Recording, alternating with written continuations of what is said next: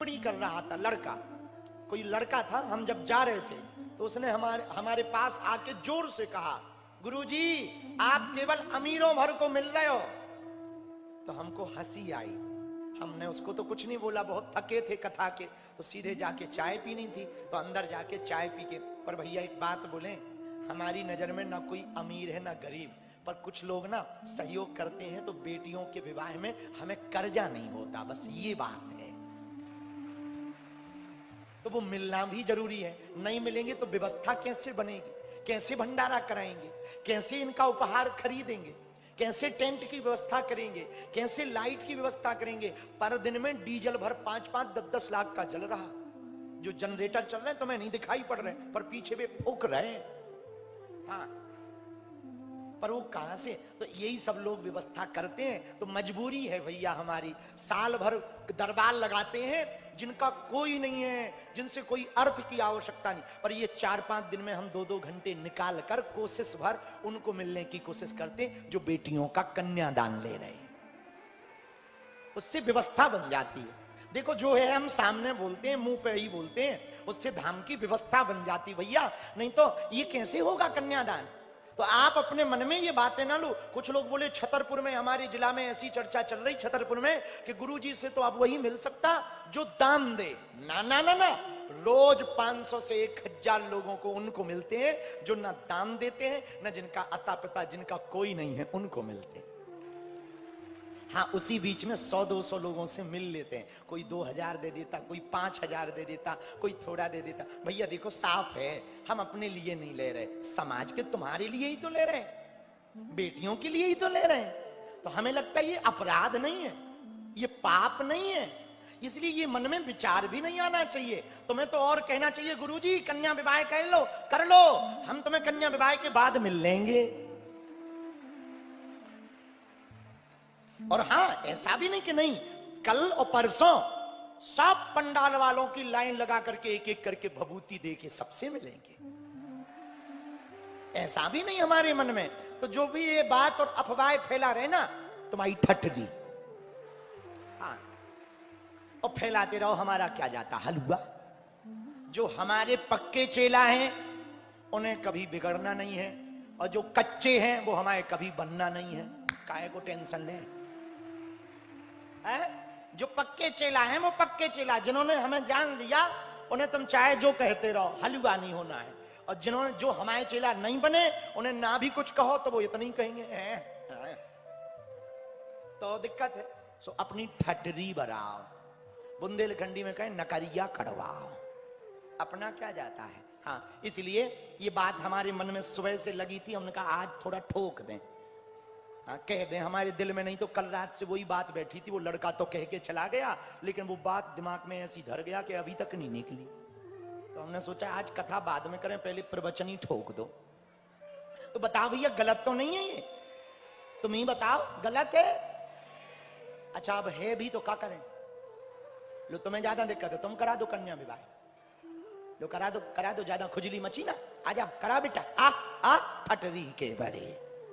हाँ, किडनी और लीवर बिक जे, हाँ, ज्यादा खुजली है, ले करा दे कन्या विवाह। बाहर में कुछ लोग कहते हैं बाबा, तो बाबा कौन सा अपना लगा रहा। भैया दान लेना सरल है, दान देना सबसे ज्यादा कठिन, लेके खर्च करना बहुत कठिन है। पर भैया हम अपने लिए नहीं कर रहे, जब तक हमारा एक सपना और भगवान पूरा कर दे, 1100 बेटियों का विवाह है। एक बार भगवान इतना इसी पंडाल के नीचे कर दें, बस फिर आराम से हम चले जाएंगे, कोई दिक्कत नहीं। भगवान जय जय करें, सब हो गया। कैंसर हॉस्पिटल भी बन रहा, अन्नपूर्णा भी चल रहा, मंडल भी बन गए। और गुरु का काम क्या, गुरु तो चालू करवाता है, चेले पूरा करें तब तो चेले, नहीं तो हलवा के चेले। अब गुरु ही थोड़ी जिंदगी भर करता रहे। अगली साल तो ना हम सोच रहे हैं हम बिल्कुल बैठे ही रहेंगे, तुम लोग करो चेलो, हमें फ्री छोड़ो। हाँ, हमने गांव का मंडल बुलाया आज, पांडे जी उनको, इनको, राज बहादुर उनको, सबको बुला के यही तो कहा 20-25 गांव का मंडल बनाओ, उनको सेवा में लगाओ।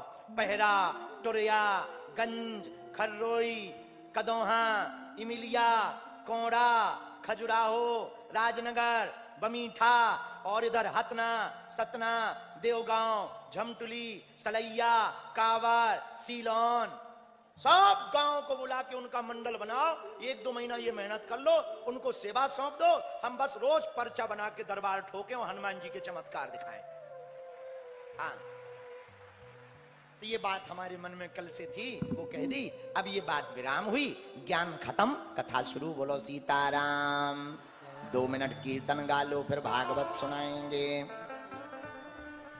भक्तों का दुख सह नहीं पाते, व्याकुल हो जाते हैं। बाहें पकड़ के भवसागर से जब पार लगाते हैं, सच्चे मन से श्रद्धा से जब भक्ति बुलाते हैं। पूछो तब क्या होता है?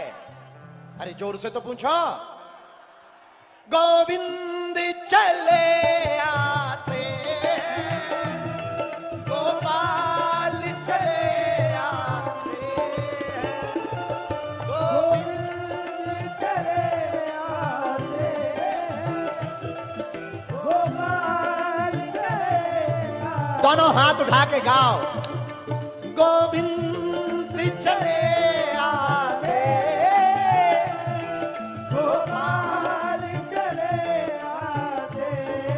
ताली बजाते हुए।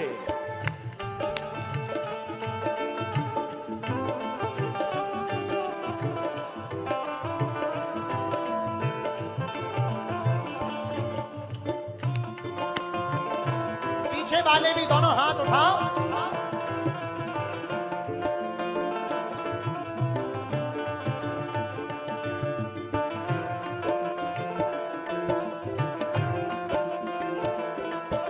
पीछे वाले भी दोनों हाथ उठा के पागलो। गोविंद चले आते हैं, गोपाल चले आते। ओम जी। गोविंद चले आते हैं, गोपाल चले आते। भक्तों का दुख सह नहीं पाते, व्याकुल हो जाते हैं। भक्तों का गाइए। सह नहीं पाते, व्याकुल हो जाते। बाह पकड़ कर भव सागर से वो पार लगाते हैं। बाहें पकड़ कर भव सागर से वो पार लगाते हैं। सच्चे मन से श्रद्धा से जब, सच्चे मन से श्रद्धा से जब भक्त बुलाते हैं। जो बाहर भी खड़े पागलों दोनों हाथ उठा के गोविंद चले आते हैं, गोपाल चले आते हैं, गोविंद चले आते हैं, गोपाल चले आते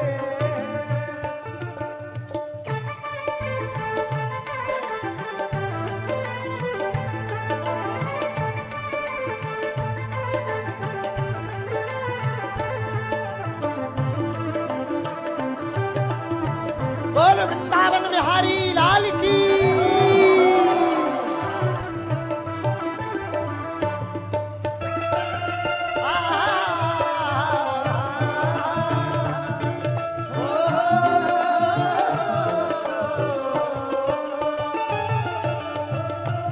कर दे समर्पण चरणों में जो हरदम उसके साथ हैं वो।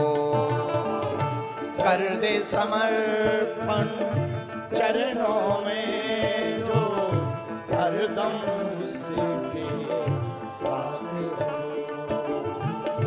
भक्त कभी जब संकट में हो, बाह पकड़ के चलते हैं वो।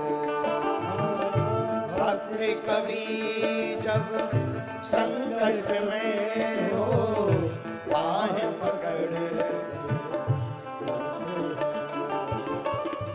द्रौपदी से जाकर पूछो, द्रौपदी से जाकर पूछो, हाथ उठाते हैं। फिर क्या होता?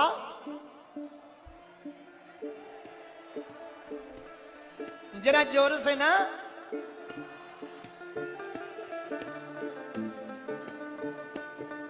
गोविंद चले आते, गोपाल चले आते, गोविंद चले आते, गोपाल चले आते। दोनों हाथ उठा के बुलाओ।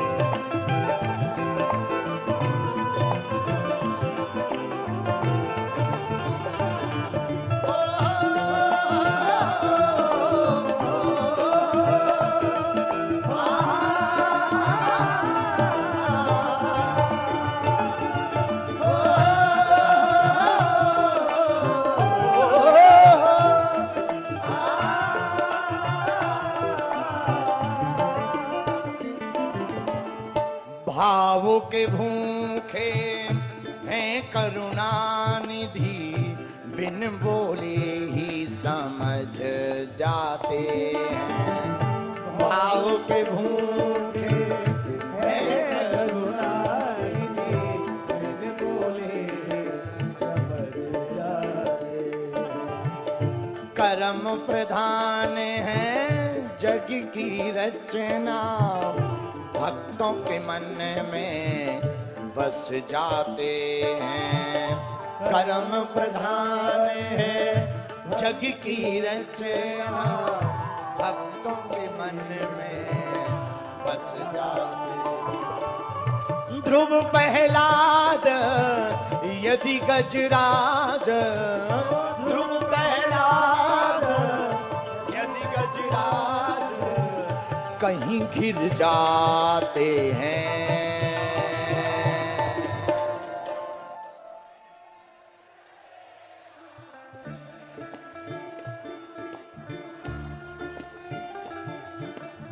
जरा जोर से गाओ ना।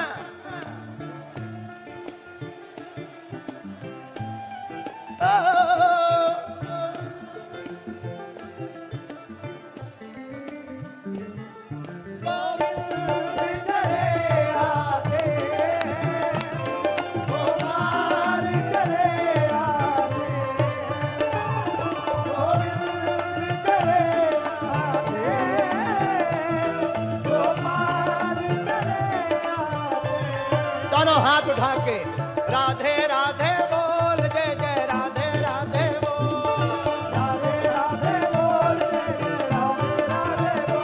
जय जय राधे राधे बोल, जय जय राधे राधे बोल, जय जय राधे राधे बोल, जय जय राधे राधे बोल। गोविंद चले आते, गोपाल चले आते, हरि बोल।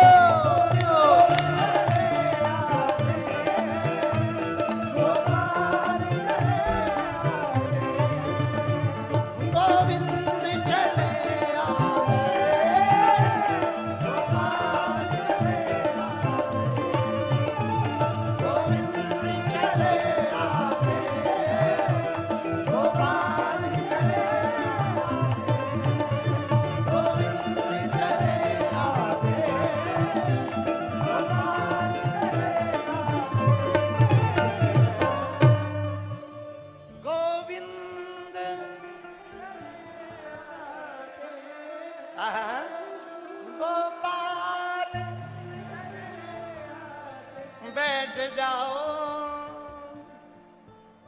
गोविंद चले आते, गोपाल चले आते।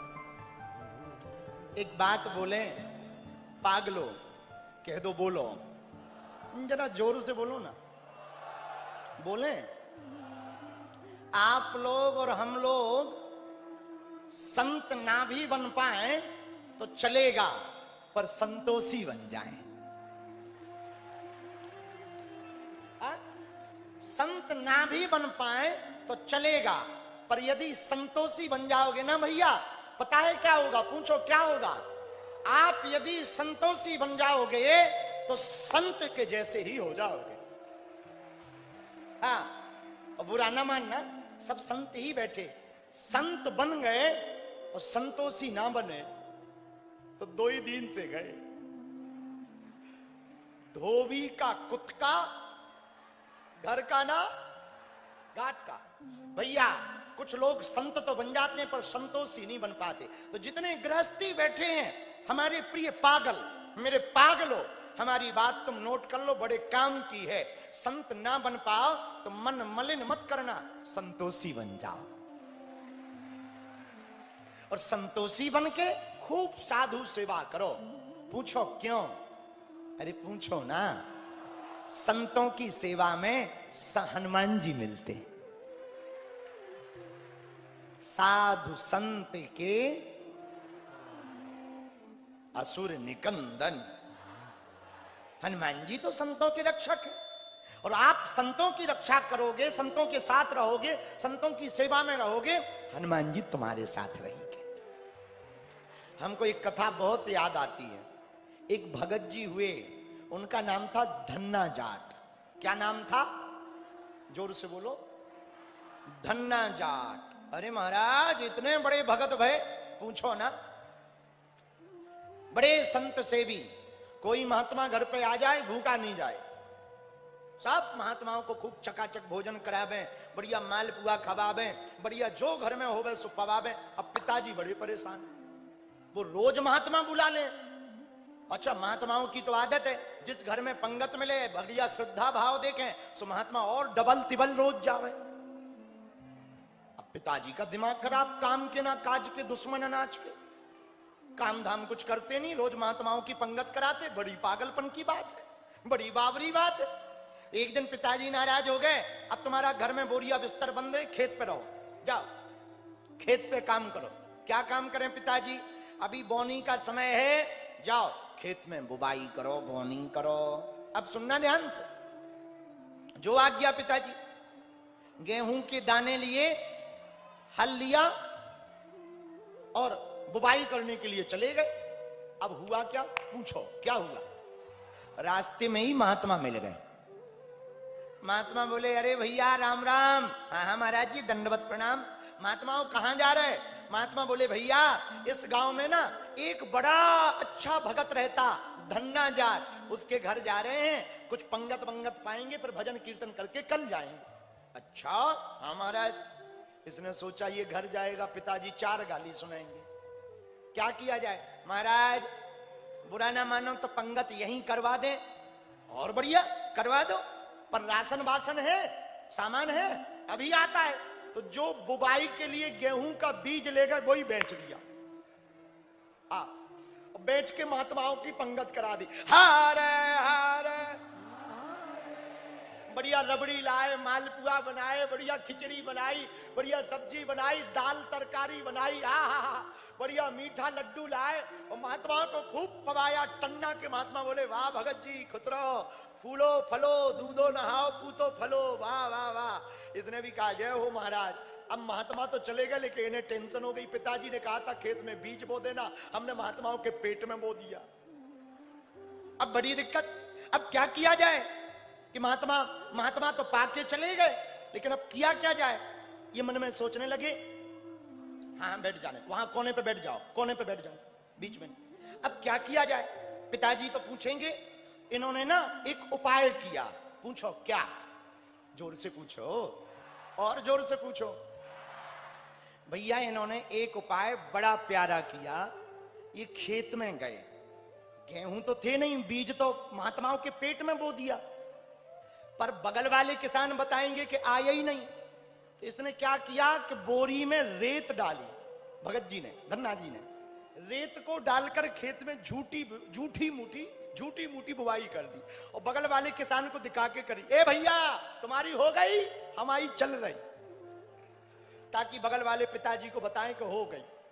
अब सुनो, कुछ दिनों बाद पिताजी बोले बुआई हो गई? बोले हो गई पिताजी। मनी मन बोले जैसी भई हम ही जाने, महात्माओं के पेट में वही है, बाप के खेत में नहीं भई, हम ही जाने। अब भयो का सुनो, भैया कुछ दिनों बाद पिताजी बोले जाओ पानी दे आओ। अब बुआई तो कर दी पर पानी भी तो देना पड़ता ना, तो जाओ पानी दे आओ।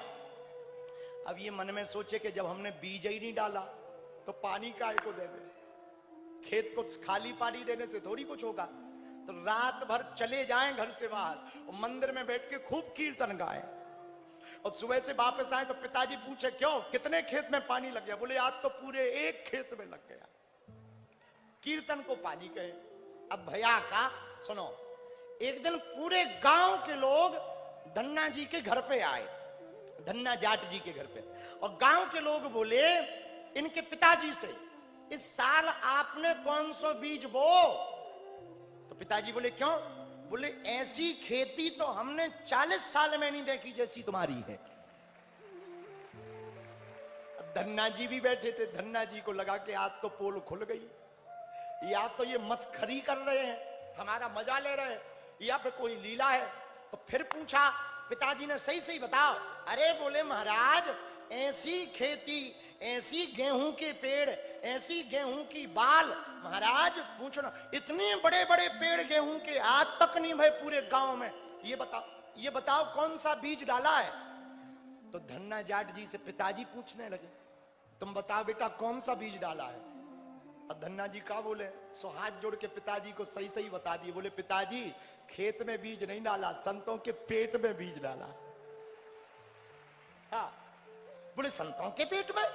अब पूरी कहानी सुना दी। बोले पिताजी हमारी भूल को क्षमा करो, उस दिन महात्मा मिल गए थे तो हमने भंडारा करा दिया। और पिताजी और धन्ना जी दोनों खेत गए। महाराज ऐसी खेती महाराज, जहां तक नजर जाए एकदम हरीरे लहलहाते हुए खेत में गेहूं खड़े हैं। तब धन्ना जी ने ऊपर की तरफ देखा, हमने तो संतों को खिलाया, संतों ने भगवान तक पहुंचाया, भगवान ने हमारे खेत में ये कृपा की। इस कथा को सुनाने का अर्थ समझ गए? क्यों जी समझ गए? पूछो क्या? हम संत के चरण पकड़ेंगे ना तो संतों की कृपा से हनुमंत के चरण मिल जाएंगे, और हनुमान जी मिलेंगे, हनुमंत जी मिलेंगे तो भगवंत भी मिल जाएंगे। इसलिए कथा का सूत्र नोट करो। पूछो क्या? संत बन पाओ या ना बन पाओ, पर क्या बन जाओ? बोलो। 3 दिन पहले कथा का सूत्र क्या था? खुले रहो, खिले रहो, खुश रहो। उसके दूसरे दिन कौन सा था सूत्र? न बीते कल में जियो, न आने वाले कल में जियो। और कल का सूत्र क्या था? उसके एक दिन बाद का सूत्र क्या था?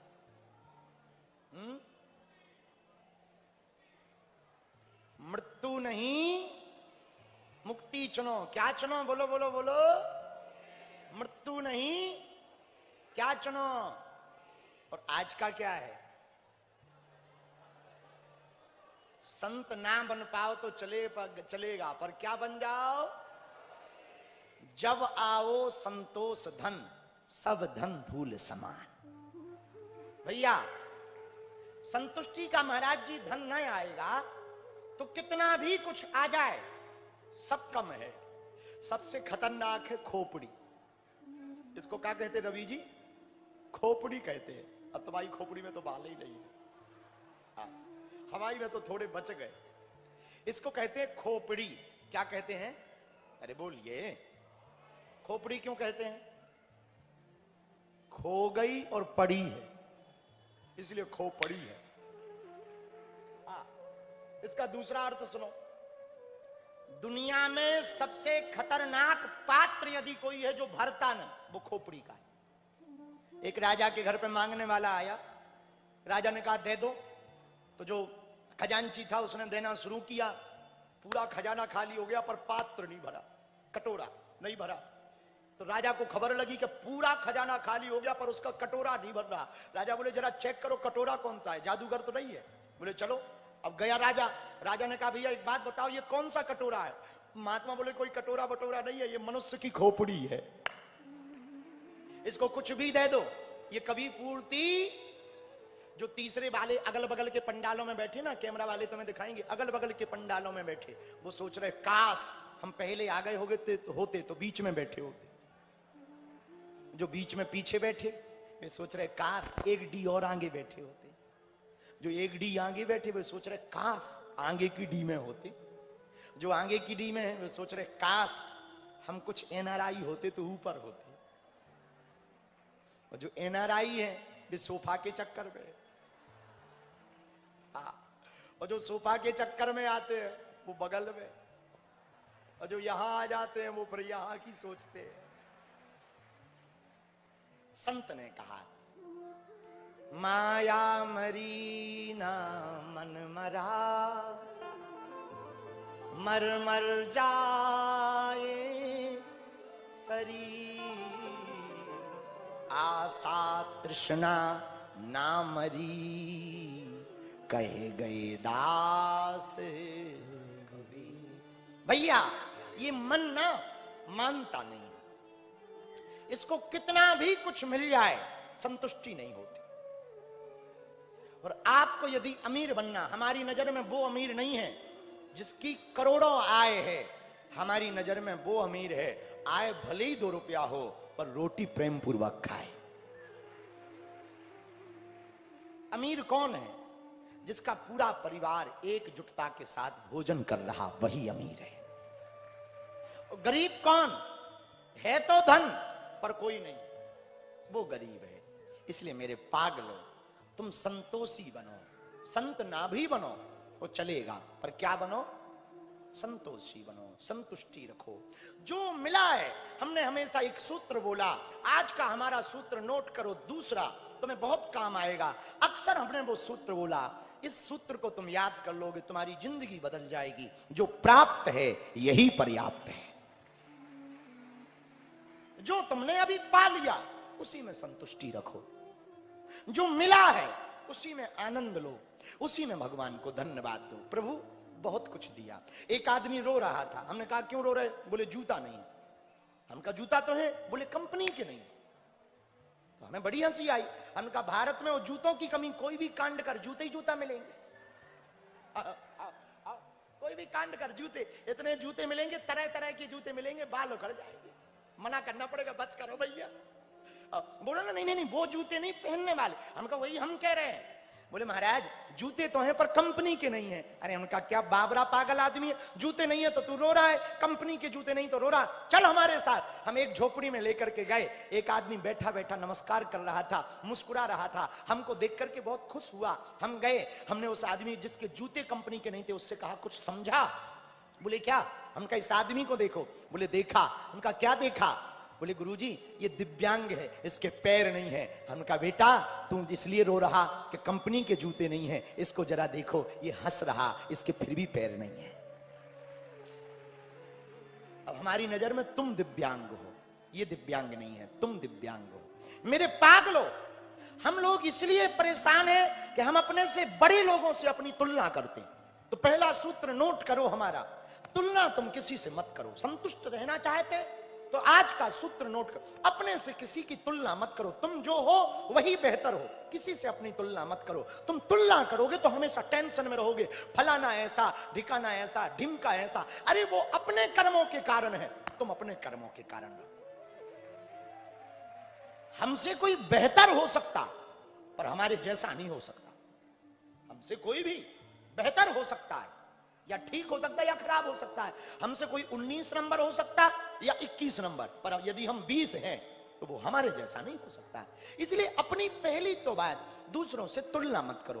पड़ोसी के पास ये है, मित्र के पास ये है, भगवान ने उसको उसके भाग्य के हिसाब से दिया है। गोस्वामी जी ने इस बात पे लिखा, काहू न को सुख दुख करदा। चैनल को सब्सक्राइब करें और वीडियो को लाइक करें और